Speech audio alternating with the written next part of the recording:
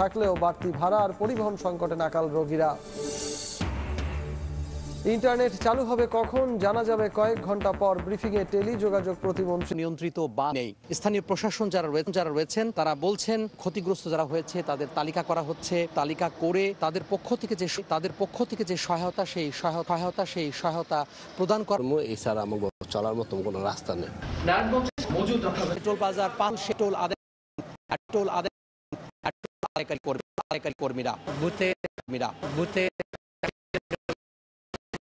এটা বাইঙ্গা সুঙ্গা হয়তো কিছু যারা নিতে পারছে আর যে পারছে টুকায় যারা সন্দেহ এরাই নিচ্ছে আর কি। এছাড়া প্রায় এক সপ্তাহ পর দুপুরে জড়িত বেশ কয়েকজন বিশেষ অভিযান পরিচালিত হতো জনগণের যানবাহন নিরাপত্তা নিশ্চিত করা এবং সরকারি যে সম্পদ গত কদিন ধরে বিনষ্ট করছিল তারা সেই বিনষ্টের হাত থেকে সরকারি সম্পদকেও রোকান পরিচালনা করছেন এই সম্মিলিত বাহিনী। কার্যত চলমান থাকবে যতক্ষণ পর্যন্ত দেশ পুরোপুরি নিরাপদ হবে, এমনটি আমাদের জানিয়েছেন সেনাবাহিনীর কমান্ডার। আতাউর কাউসার, সময় সংবাদ, ঢাকা। বিটিভি ভবন, মেট্রো রেল, মিরপুর সহ বিভিন্ন স্থানে সহিংসতার নেতৃত্ব দেয় গণ অধিকার পরিষদের যুগ্ম সচিব তারেক রহমান সহ কয়েকজন। নাশকতার অভিযোগে 4 জনকে গ্রেফতারের পর র্যাব জানায় বিদেশ থেকে মোবাইল ব্যাংকিংয়ের মাধ্যমে তাদের কাছে অর্থ আসার প্রমাণও মিলেছে। সাধারণ শিক্ষার্থীদের যে কোটা সংস্থার আন্দোলন এদের হাতিয়ার হিসেবে ব্যবহার করে যারা আসছিল এবং বিটিভি ভবন, মেট্রো রেল সহ রাজধানীর রামপুরা, মিরপুর সহ বিভিন্ন স্থানে সহিংসতা ও নাশকতার সাথে জড়িত গণ অধিকার পরিষদের যুগ্ম সদস্য সচিব মোহাম্মদ তারেক রহমান।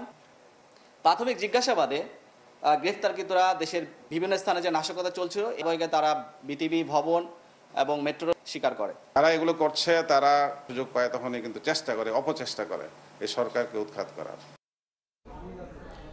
গত কয়েকদিনের সহিংসতায় স্বাস্থ্য মন্ত্রণালয়ের ক্ষতি হয়েছে 30 কোটি টাকার বেশি।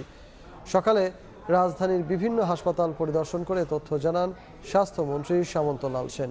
বলেন, চিৎকার করে যে পুলিশ পাইছি, হাতুড়ি দিয়ে 2 হাতের হাঁটুতে লাঠি সোটা হাতে 10-15 জন অতর্কিত হামলা করে যে আমি পুলিশ সদস্য, আমার ব্যাগে পুলিশের পোশাক ছিল।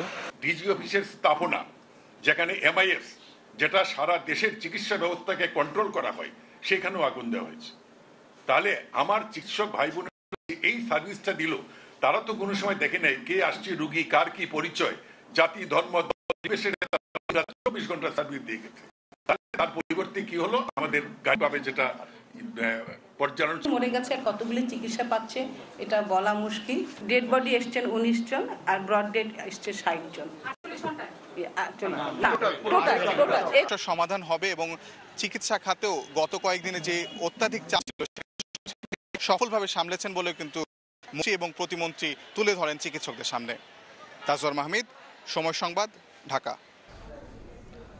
উদ্ভূত পরিস্থিতি নিয়ন্ত্রণে বিমান বাহিনী তাদের সক্ষমতা অনুযায়ী যথাসাধ্য চেষ্টা করছে বলে জানিয়েছেন চিফ এয়ার মার্শাল। বিভিন্ন বিমানবন্দরগুলোর সর্বোচ্চ নিরাপত্তা নিশ্চিত করা হয়েছে।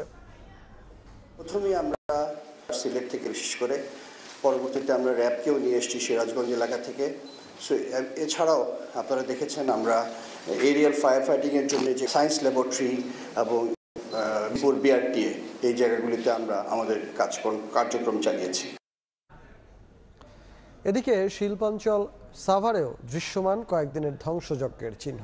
হত্যাকারীরা আগুন দেয় যানবাহন ও পুলিশ বক্সে। মোজাফফর হোসাইন জয়ের রিপোর্ট। নাশকতাকারীদের কয়েকদিনের তাণ্ডবলীলায় দেশের সম্পদের ক্ষয়ক্ষতির চিহ্ন এখন। পরদিন শুক্রবার সাভার বাস স্ট্যান্ড এলাকায় একাধিক বিপণী বিতান সহ ভাঙচুর করা হয় যানবাহন। একটি প্রাইভেট কার পুড়িয়ে দেয় দুর্বৃত্তরা। থানা রোড এলাকায় সন্ত্রাসী আগুন দিয়ে পুড়িয়ে দেয় একটি traffic box. Popular diagnostic centre থেকে ভাঙচুর শুরু করে এবং রাস্তা বন্ধ সবকিছুই অলরেডি ভেঙে ফেলানো হয়েছে। পাকিজা এলাকায় একটি ডায়াগনস্টিক সেন্টারে সংঘবদ্ধ হামলা চালায় দুষ্কৃতকারীরা। ভাঙচুর করে চিকিৎসার ব্যবহার হওয়া মূল্যবান যন্ত্রপাতি, আসবাবপত্র। কাউন্টারে চালানো হয় লুটপাট। প্রায় 400-500 লোক একসাথে পুরো শাটার ভেঙে আমাদের যতগুলি আসবাবপত্র ছিল, কম্পিউটার ছিল, গ্লাস, আমাদের যে ক্যাশ কাউন্টার সবগুলি এগুলো লুটপাট করে ভেঙে চুরে চূর্ণ বিচূর্ণ করে সবকিছু নিয়ে যায়। এরা তো লুট যুক্তরাজ্যের জন্যই আসছে, তাছাড়া সেবামূলক প্রতিষ্ঠানে এরকম কাজ হবে আসলে জানা ছিল না যে এরকম কাজ করতে পারে। সাভার বাসস্ট্যান্ড এলাকায় 3টি ট্রাফিক পুলিশ বক্স ভাঙচুর করে নাশকতাকারীরা। এছাড়া পৌর সম্পদ অফিসে ওষুধ ভর্তি 5টি ফ্রিজও লুটপাট করে দুর্বৃত্তরা। মুজাফফর হোসেন জয়, সময় সংবাদ, সাভার। রাজধানীতে দুপুর 1টা থেকে বিকেল 5টা পর্যন্ত শিথিল হয়েছে কারফিউ। এছাড়া জেলায় জেলায় শিথিল থাকছে 4 থেকে 9 ঘন্টা পর্যন্ত। এর মধ্যেই অনেকে বেরিয়েছেন, নিজেদের প্রয়োজনীয় কাজ সারছেন। ধীরে ধীরে পরিস্থিতি স্বাভাবিক হওয়ার আশা তাদের। কয়েকদিনের জ্বালাপোড়া এবং ধ্বংসযজ্ঞের প্রেক্ষাপটে রাষ্ট্রীয় ও মানুষের জানমাল রক্ষায় দেশজুড়ে জারি হয় কারফিউ। বেসামরিক প্রশাসনকে সহায়তায় মোতায়েন হয় সশস্ত্র বাহিনী। এতে ধীরে ধীরে শান্ত হতে থাকে আইন শৃঙ্খলা পরিস্থিতি। এরপর ঢাকা, নারায়ণগঞ্জ, গাজীপুর ও নরসিংদী ছাড়াও 60 জেলায় কারফিউ শিথিলের দায়িত্ব দেওয়া হয় স্থানীয় প্রশাসনকে। ঢাকা বিভাগের 5 জেলায় সকাল 8টা থেকে বিকেল 5টা, 3 জেলায় দুপুর 12টা থেকে বিকেল 5টা এবং মাদারীপুরে বেলা 11টা থেকে দুপুর 2টা পর্যন্ত শিথিল থাকার সিদ্ধান্ত নেওয়া হয়েছে। চট্টগ্রাম বিভাগের মধ্যে বান্দরবান সহ 3 পার্বত্য জেলায় পরবর্তী নির্দেশ না দেওয়া পর্যন্ত শিথিল থাকছে কারফিউ। খুলনার 6 জেলায় দুপুর 12টা থেকে সন্ধ্যা 6টা এবং বাকি 4 জেলায় থাকছে ভিন্ন সময়সীমা। রাজশাহী ও রংপুর বিভাগের জেলাগুলোতেও রয়েছে আলাদা সময়সীমা। তবে জয়পুরহাটে শুধু রাত 8টা থেকে সকাল 8টা পর্যন্ত থাকবে 144 ধারা। সিলেট ও ময়মনসিংহ বিভাগের 8 জেলায় শিথিল থাকছে 4 ঘন্টা। বরিশালে সকাল 10টা থেকে কারফিউ শিথিল থাকছে বিকেল 5টা পর্যন্ত। এমন সিদ্ধান্তে খুশি খেটে খাওয়া মানুষ। কারফিউটা শিথিল করছে, যার জন্য আমাদের মন কিন্তু অনেকটা ভালো হয়ে গেছে। আমাদের মনে একটা আশার সঞ্চার জাগ্রত হয়েছে। বন্ধ অবস্থায় আমাদের দুর্জীবন মানে অনেক কষ্টদায়ক। এখন খোলা আছে, এখন টুকটাক যাই ব্যস্ত করি, আলহামদুলিল্লাহ খোলা থাকুক, সব সময় আমরা চাই। এখন একটু কারফিউ শিথিল হয়েছে, আমাদের জন্য ভালো হয়েছে, ক্রেতার জন্য ভালো হয়েছে। মঙ্গলবার সাধারণ ছুটি থাকায় সারা দেশে বন্ধ রয়েছে সরকারি, বেসরকারি, বাণিজ্যিক ও শিক্ষা প্রতিষ্ঠান। তৌফিক মাহমুদ, সময় সংবাদ। প্রথমে কোটা সংস্কার আন্দোলনকারীদের কমপ্লিট শাটডাউন কর্মসূচি, এরপর সরকারের কারফিউ জারি। এই অবস্থায় কাজ না পেয়ে মানবেতর অবস্থা দিন মজুরদের।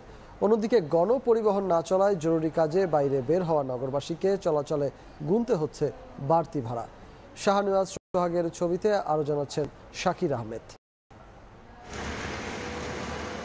ভোর থেকে কোদাল ও কাজের নানা সরঞ্জামাদি সামনে নিয়ে বসে আছেন দিন এনে দিন খাওয়া এই মানুষগুলো।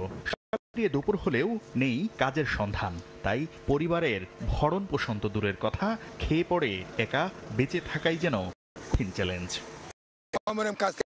কোনো কাজ করিনি, বাজার করবো কি খাবো, না খেয়ে দেয় আসি। টার্মিনালে গাড়ি ঘোড়া চলে না, মহাজনের ঘরে কি মানে পাঠাইতে পারতেছে না, টাকা পাঠাইতে পারতেছে না, খাইবার পারতেছে না। না খাইলে তো আপনার কষ্টই, গাড়ি ঘোড়া না চললে তো কষ্টই। যানবাহনের সংকট থাকায় হাসপাতাল বা চিকিৎসা কেন্দ্রে আসা সাধারণ মানুষ পড়ছে